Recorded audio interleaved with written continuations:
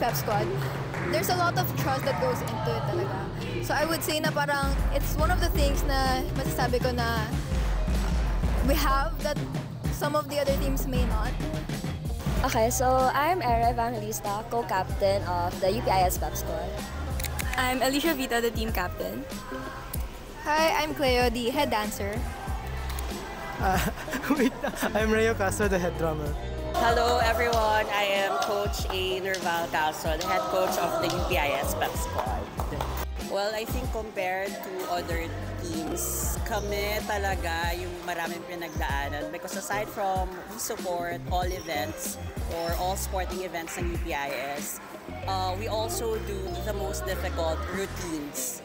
So for us to, build, for example, a simple pyramid, ang basis kasi nun, yung trust namin sa isa't isa. And for us to deliver, ibig sabihin, yung samahan namin sobrang deep. And if you will be able to see kung paano nagpe-perform yung Pep Squad, makikita mo talaga yung passion, yung discipline and skill ng buong team. We're very open with each other and we're very comfortable with sharing our thoughts and feelings with each other. Na I'm very proud na nakamit namin with this team.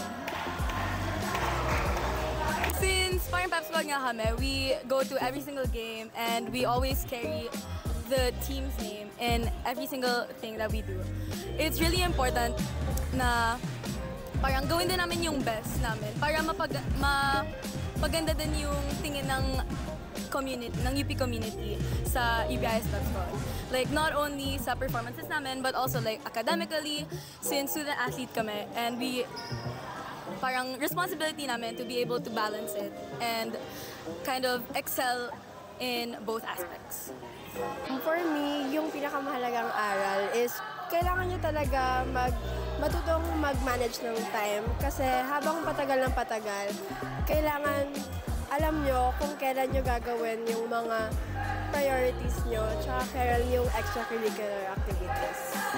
Padami ng padami yung parang requirements na kailangan mong gawin. Tapos yung training pa. So parang kailangan mo talagang ayusin kung kailan mo gagawin yung alam.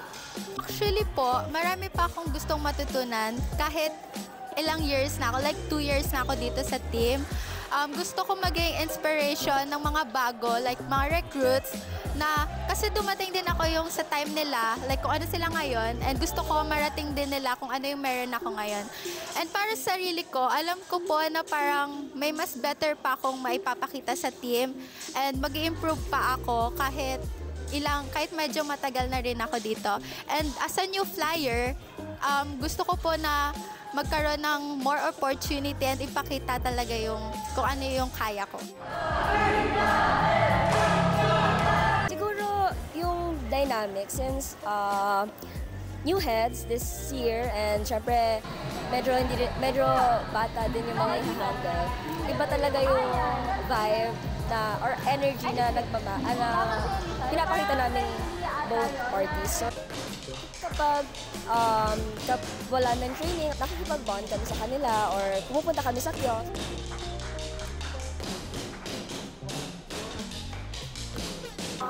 I think very consistent yung Pep Squad pagdating sa bonding or connection sa isa't isa. Kasi wala namang pagbabago parang we support all the teams. And feeling ko yung pinaka-challenging kapag kailangan nating umattend or kailangan namin umattend sa lahat ng games sabay-sabay.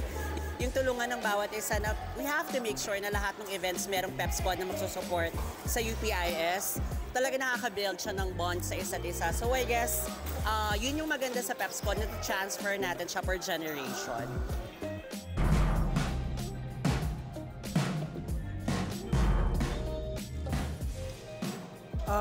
Try as much as you can. Habol nyo yung mga games natin as UPIS, as a UPIS community. And when there are events with the UPIS Pep Squad, I hope you can watch them too. Kung interested kayo, may performance kami as UPIS Pep Squad sa UPTC on October 4. And sana you can watch our halftime games too sa mga basketball games. And I hope you guys can also cheer for sa mga varsity teams like the volleyball, basketball, mga swimming team, yung mga table tennis. And that's it. Thank you.